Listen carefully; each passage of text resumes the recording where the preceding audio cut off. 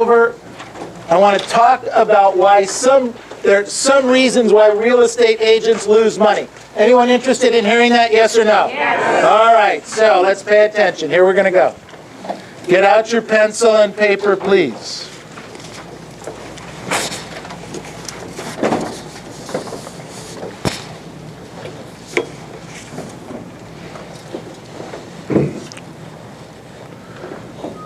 So I wrote down here, whether you're a brand new agent or you're a veteran agent, it's very, very easy for some of us to bury ourselves by working in the business compared to working on your business.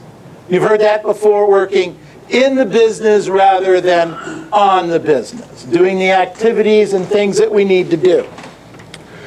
I wrote down here, when you work in your business, you're working on deals, you're prospecting, you're working on your transactions, you're negotiating contracts, and anything and everything else that you can possibly think of.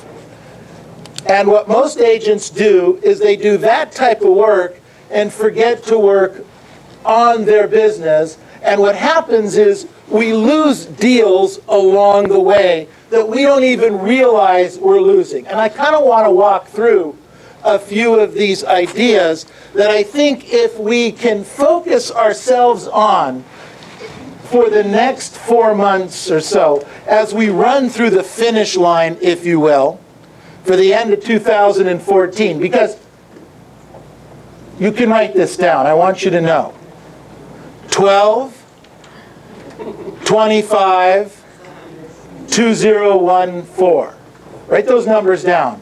12, 25, 2014. What does that mean? Christmas. Christmas is coming, whether you're prepared for it or not. It's coming. Whether you have the money set aside to have that great Christmas for you and your family or not, that day is coming. And it's coming very, very soon. And what we need to do is we need to set the stage, set our mindset between now and the end of the year to make sure that we're running through that finish line, that we're shoring up every opportunity, that we can take every opportunity, and that not only are we working in the business, but now we're working a little more on the business. Okay? So here's some ideas, some reasons why you're losing money by not working on your business right now. First thought, no special order, because each of you, some of you are going to be doing some of it, and some are not going to be doing others of it. All right? So, the first one I wrote down here, in preparing for the sale, I have a few thoughts on preparing for the sale. Write down insufficient market knowledge. Don't know your market. Insufficient market knowledge. You're not spending enough time previewing property, studying home prices, and market trends. Just write it down. If you're doing it, great. If you're not, circle the one.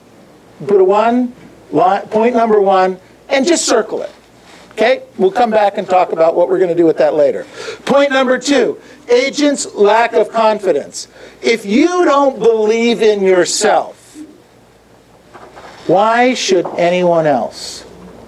If you don't believe in your ability to get the property sold, in your ability to price the property well, in your ability to close the transaction, then why should anyone else believe in you? They're going to be paying you 6% of a $400,000 deal, and that's a midline transaction in our firm. 6% of a $400,000 deal is how much money? $24,000. That's the number they see. $24,000. If you're going to pay somebody $24,000, let's reverse the role. If you were going to pay somebody $24,000, what would you expect from them? Would you expect them to have market knowledge, yes or no? Yes. Would you expect them to be confident and capable in the transaction, yes or no? Yes. Great.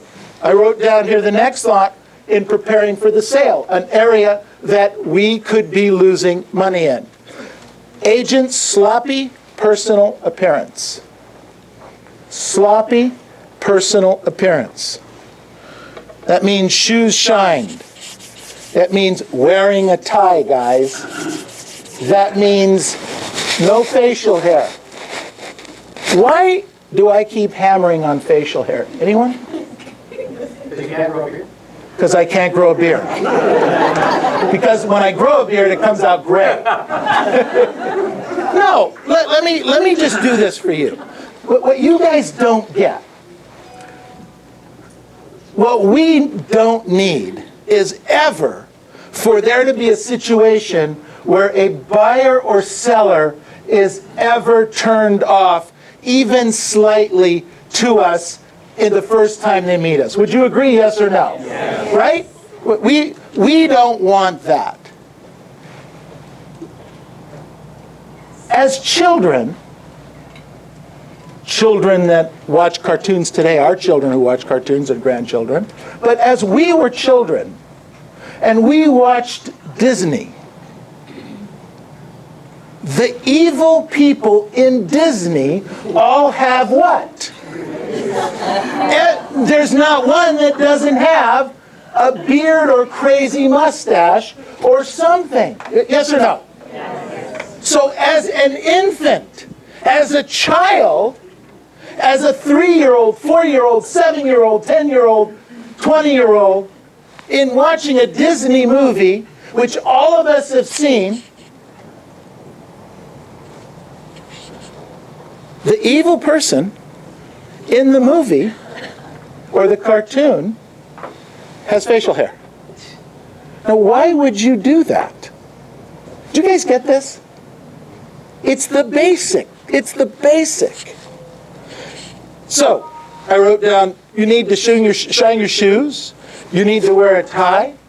You need to take extra time looking good. And ladies, no. Just either, if you're going to put a picture on your card, show up and look like the picture. I don't care what it looks like. Because this is more women than guys, okay? Because women tend to change their hair color, or they go short, or they go long, or stuff like that, right?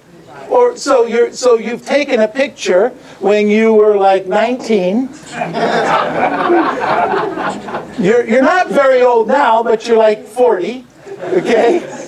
There's a little gray in your hair. It's a little longer. You're hurting yourself because the person's looking at a card or a scratch pad or something, and it's got this really great, awesome picture, and then you come up to the door, and you knock on the door, and you smile, and they open the door, whoa! Who'd you send? Do you guys get... It's all about, write down, first impressions. It's about first impressions. You're sabotaging yourself. Guys, get rid of the hair.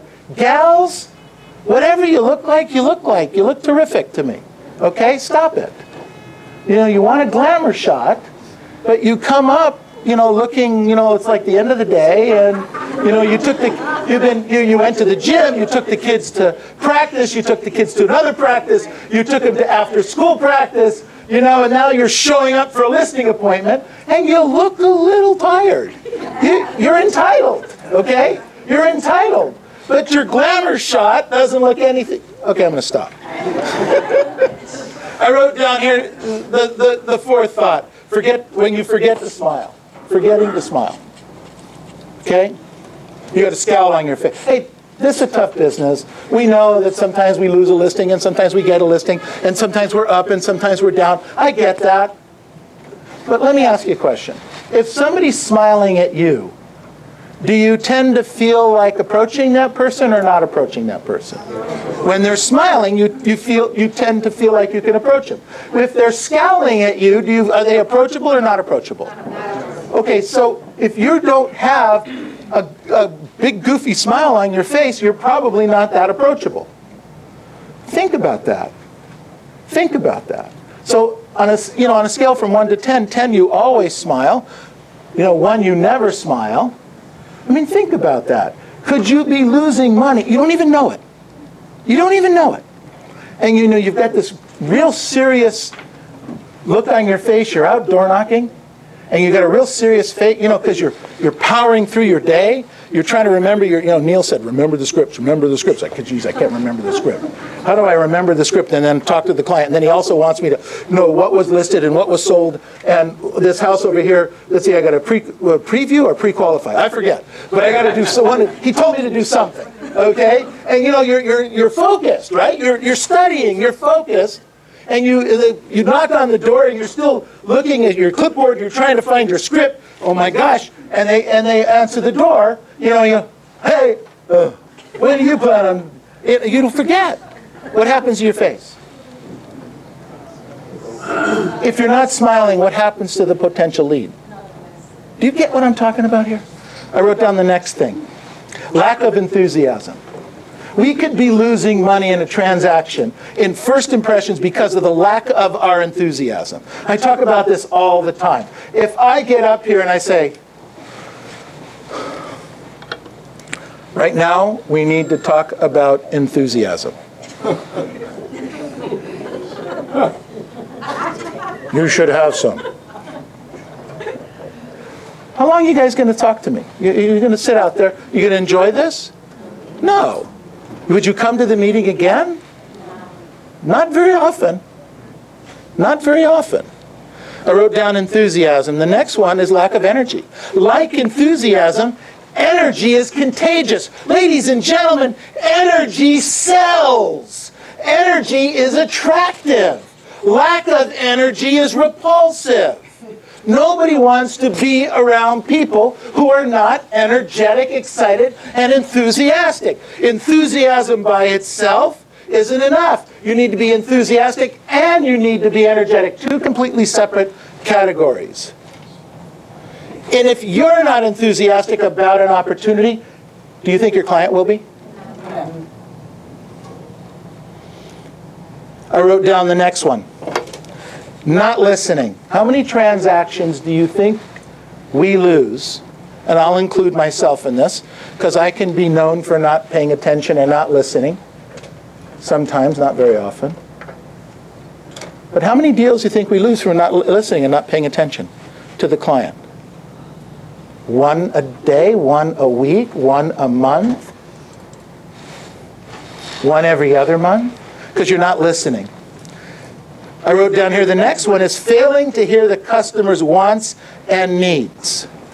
Your customer's wants and needs are the most important part of the information gathering process that you're going to have. So you want to listen to the client, and then you want to be able to ask enough questions in the transaction to determine what's going on with the client, what's their wants, and what's their needs.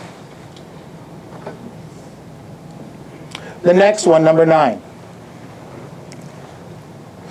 Inability to gain and hold the customer's attention.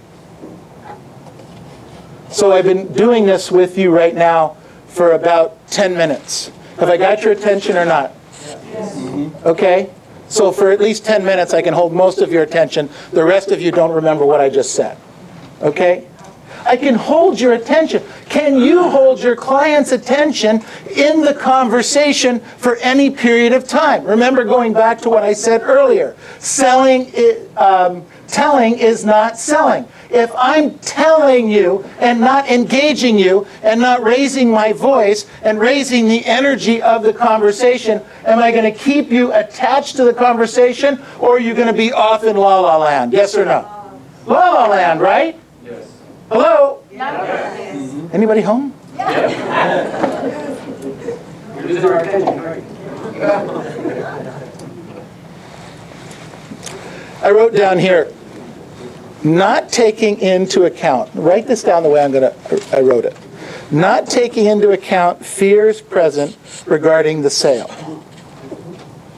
Not taking into account fears present in your clients, the fear regarding the sale.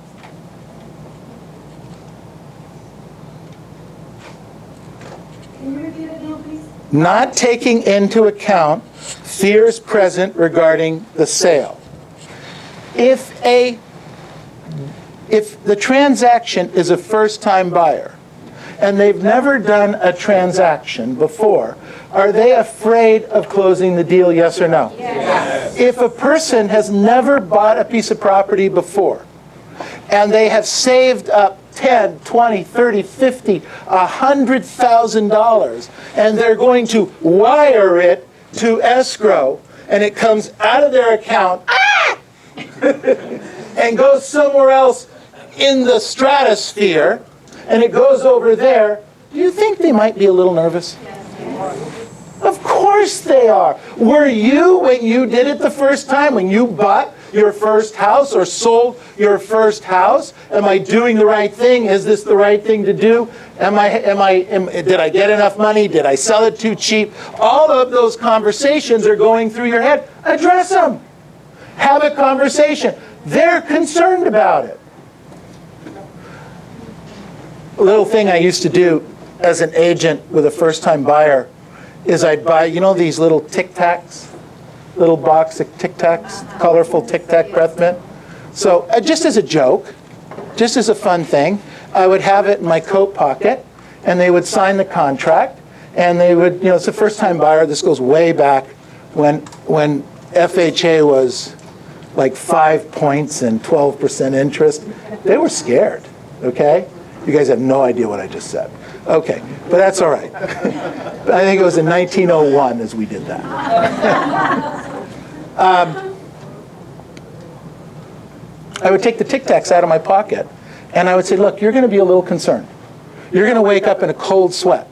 Oh my gosh, 12%. Oh my gosh, the payment's going to be $498. You know, I just gave you $5,000. I saved this $5,000 for 3 years.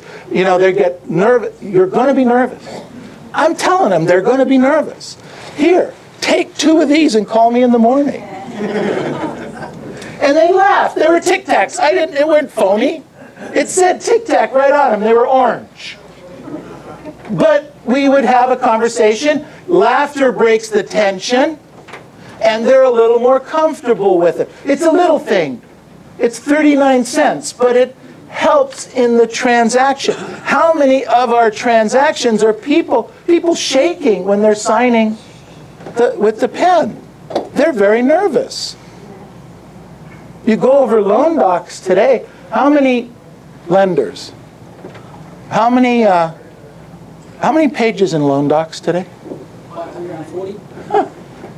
140? Does that sound? Too many. Way too, whatever it is, too many, right? 140 pages. I just was going through some stuff the other day. I was signing some papers. And it was like a turning machine, you know? It was like paper after paper, paper, paper, paper. It was crazy. And I do this for a living. Think about that. When you have a client who's going over 140 pieces of paper, and then if it's a first and a second, what's that look like?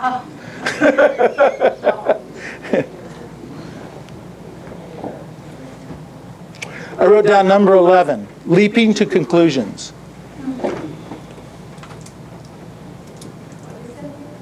Leaping to conclusions. Leaping to conclusions. Leaping to conclusions. This one gets a little more technical, but you have a client says, I'm moving to Walnut because they have a great school district, right? Well, is Walnut a good school district or not? Yes or no? Generally speaking, you would say what? Yes. Absolutely. Walnut's a good school district. So you know Walnut's a good school district, and you immediately don't question them because you know Walnut's a good school district. But here's the question you have to ask, write this down. What's important about the school district to you? See, we know it's a good school district, so we don't have a follow-up question because we're leaping to the conclusion we agree with them, it's a good school district, right? Say yes. But what we have to do is we have to ask another couple of questions here. We have to go to the conclusion. We have to ask them, so what's important about the school district to you? Well, the truth is that Walnut High School has this particular class, and it really helps kids that need a little bit more help in the classroom than others. Now, I don't know if that's true or not, but there are school districts that do that, and particular schools that do that. As a professional real estate agent, you would know the answer to that situation. And having the answer to that, you would be able to find out from the client. So then, okay, so if they go to that school, and the odds are they graduate from that school, they got a little bit more help, the counselors are a little bit better, so that you can get your kids into a little bit better college, right? Isn't that what you're looking for, Mr. and Mrs. Jones? Right? Say yes. Yes. Okay, so if your kid gets into a little bit of college, how does that help you? Well, it helps me because the truth is, I don't have money to send my child to college. And if you don't have money in today's world to send your kids to college, then they have to get a loan and they have to go through this other kind of thing. It becomes absolutely crazy. But if you know that by sending your child to Walnut School District, the child can get into college a little bit easier, or the program's going to be a little bit easier, when you are $4,000 or $5,000 apart in negotiation, and you ask say to the client, well, I know you wanted to send them to the Walnut High School because it was a good school district. If you don't say anything else, is that a good button or not? Does that help? No. No. But what if you said it like this? Well, I know you wanted to send them to the Walnut School District, and I know that we were going to have a little bit of an issue getting them into college because you didn't quite have enough money to do that. But if you send them there, if they get into that high school, and that high school helps them get into the college of their choice, how much money will you save, that you don't have anyway, to be able to send them on to college? Oh, well, that would be significant. Absolutely. So the fact that you have to pay another $5,000 more for this house, is that really that important, Mr. and Mrs. Jones? Do you guys get where I'm going? You need to know that information. You need to know it. I wrote down here the next one, point 12, is knocking the competition. Just don't, okay? Just don't. 9 out of 10 times it will backfire on you. Enough said on that one. Admitting failure too easy. I wrote down here, never give up. Never, ever, ever give up. You got a listing opportunity? Go for it. Don't stop. How many times have you lost a listing from over following up? Hello? Any? None that you guys are raising your hand? How many listings have you lost from under following up in the last 30 days? Huh? More, right? You've got to follow up. So don't admit failure too easy. Keep staying in the game. I wrote down here, inviting bargaining on the price too soon.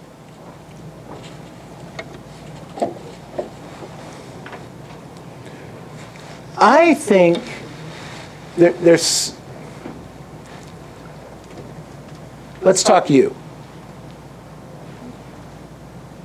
When you buy something, do you buy it solely because of price, or because you need that item or what that item represents? Yes or no? What do we do? What are you doing? Price, or because you need the item? Need. Hello? Need. Need the item. If it's still a great price and you don't need the item, are you buying it? Yes or no? Not really. Yet, most of you try to talk to the sellers or the buyers about price. Well, what if I could get it for you for $50,000 less? Or what if I could get you to the seller $50,000 more? You know what I'm talking about here? Sure. You know, this is my biggest pet peeve. This line in the script that by the way, this is in no script I know that we teach. what if I could get you $50,000 more for your house, Mr. and Mrs. Jones? Would you list your house with me tonight? Is that in any of the scripts? No. Do you know of that being in the script? Sounds familiar. Yeah. You know why it sounds familiar? Because earlier today when you guys were phone calling, a few of you were using it, weren't you? Hello? You used that script. Stop it. Stop selling on price. Sell on motivation. Write that down. Sell on motivation. Ask questions. Sell on motivation.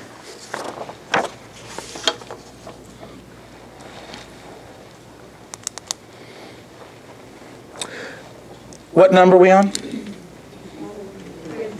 15. All right. All right, I'm going to jump past a couple of these. I'll email them out to you. I wrote down here, inability to answer technical questions. You may have one fantastic presentation, but the technical stuff slows you down. You're definitely going to lose the trust of your clients you have. If you try to sell numbers and you don't understand numbers, you're in trouble. Don't do it. I'll just leave it at that. Don't do it, because you will lose credibility of the client. So that was 16. Number 17, I wrote down talking too much. That goes back to telling isn't selling. Telling is not selling.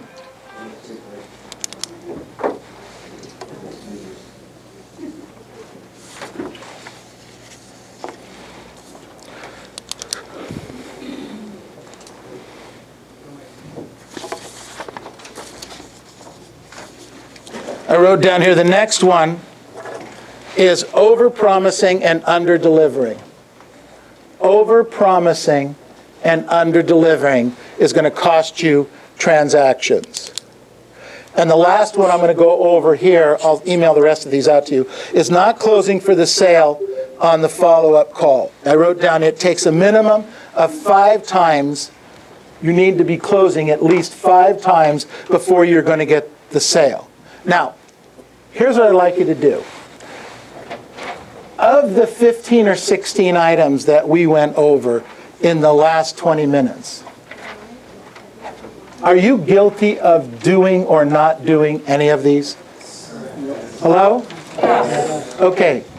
So what I want you to write down is, real quick, just take a minute, count through the ones you're guilty of doing or not doing, and just count them real quick. Is there 3, 5, 8, however many there are for you? Write them down. Lawson, how many? 8, okay.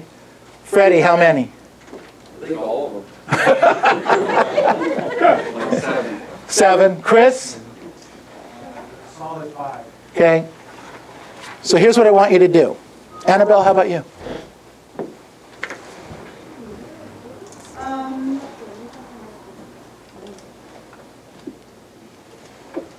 I was going to say about 4. 3, yeah. Okay. Sorry? What'd you say, indecisive? So write down, in our company right now, the average gross commission is $10,000. The average gross commission closing check, gross to the company, is $10,000. It's my belief that in a period of 12 months, over 12 months, that you will lose a transaction for each one of these you're either not doing or you're doing. You get it? So in the case of Freddie, you said 8. I would say you're losing potentially $80,000 over the next 12 months. Do you see what I'm saying there? Just one. Now, it might be 2 or 3 for each one. But if you took it and looked at it, of working on just this list and getting better on this list over the next 4 months. That's the focus. What could I work on just on this list to get a little better on in these areas so that I could plug that hole, so that I was a little bit better on it, so that I did it or I didn't do it. I got better on my previewing property. I knew what was going on better. I will do more transactions, I will close more in the next 12 months. That's the focus we need to have you on. Take this list back, circle the items, talk to your coaches about them, and work on getting better in those areas. If you have 8 of them that you're not